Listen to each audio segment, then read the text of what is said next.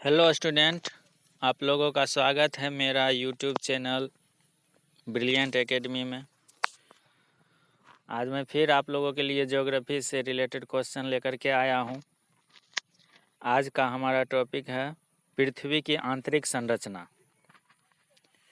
तो चलिए शुरू करते हैं। ऑस्ट्रिया के भूगोल शास्त्री स्वेज ने पृथ्वी की आंतरिक संरचना को 3 परतों में बांटा है। पहला सियाल, दूसरा सीमा, तीसरा नीफ है। तो चलिए सियाल के बारे में जानते हैं। इस परत में सिलिका और एल्यूमीनियम अधिकता में पाए जाते हैं। इस परत की चट्टानों में अम्लीयता अधिक होती है। दूसरा है सीमा। इस परत में सिलिका मैग्नीशियम की अधिकता होती है। इस परत की चट्टानों में बेसाल्ट और ग्रेबो की अधिकता रहती है। इसमें प्रेजेंसी के अनुसार ही जो है इसका नाम रखा गया है। सिलिका अर्थात Si और मैग्नीशियम अर्थात Ma। सियाल में भी वही कंडीशन है, सिलिका अर्थात Si और एल्यूमिनियम अर्थात Al। उसी तरह से नीफे का भी वही कंडीशन है। इस परत में निकेल और आयरन होता है। इसी परत के कारण पृथ्वी की चुंबकीय शक्ति मैग्नेटिक पावर होती है।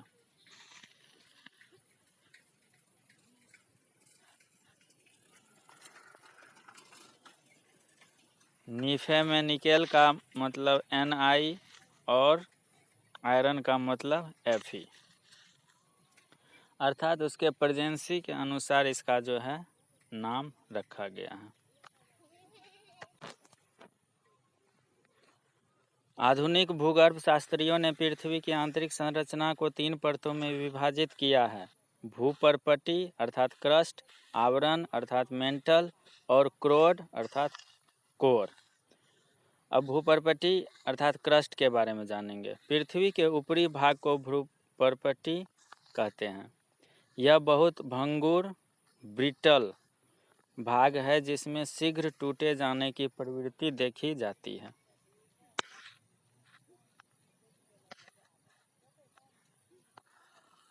यह अंदर की तरफ 34 किलोमीटर तक का क्षेत्र है।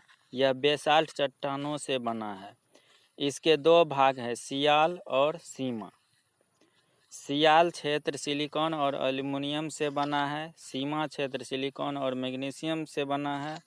भूपर्पटी भाग का औसत घनत्व 2.7 ग्राम है।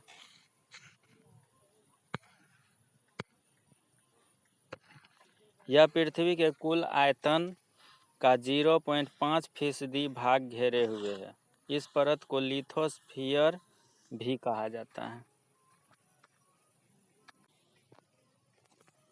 आवरण अर्थात मेंटल। भूपर्पटी के नीचे वाले भाग को आवरण कहते हैं। यह 2900 किलोमीटर की गहराई तक पाया जाता है। पृथ्वी के आयतन का 83% तथा द्रव्यमान का 67% भाग ही होता है। मेंटल का निर्माण सिलिका और मैग्नीशियम से हुआ है।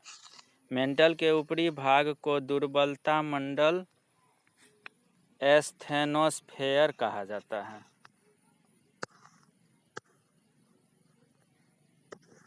दुर्बलता मंडल का विस्तार 400 किलोमीटर तक देखा गया है। यही भाग ज्वालामुखी उद्गार के समय धरातल पर पहुंचने वाले लावा का मुख्य स्रोत है।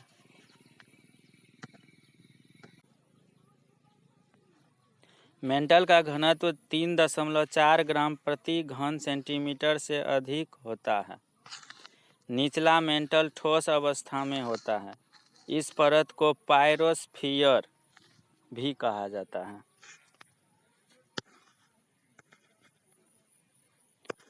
अब है हमारा क्रोड अर्थात कोर। क्रोड को 2 भागों में विभाजित किया जाता है।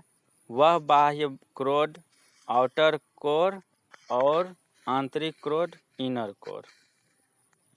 बाह्य क्रोड तरल अवस्था में होता है, जबकि आंतरिक क्रोड ठोस अवस्था में होता है। मेंटल व क्रोड की सीमा पर चट्टानों का घनत्व लगभग 5 ग्राम प्रति घन सेंटीमीटर होता है। केंद्र में 6300 किलोमीटर की गहराई तक घनत्व लगभग 13 प्रति घन सेंटीमीटर तक हो जाता है। क्रोड का निर्माण निकल व लोहे से होता है। इससे नीफे भी कहा जाता है।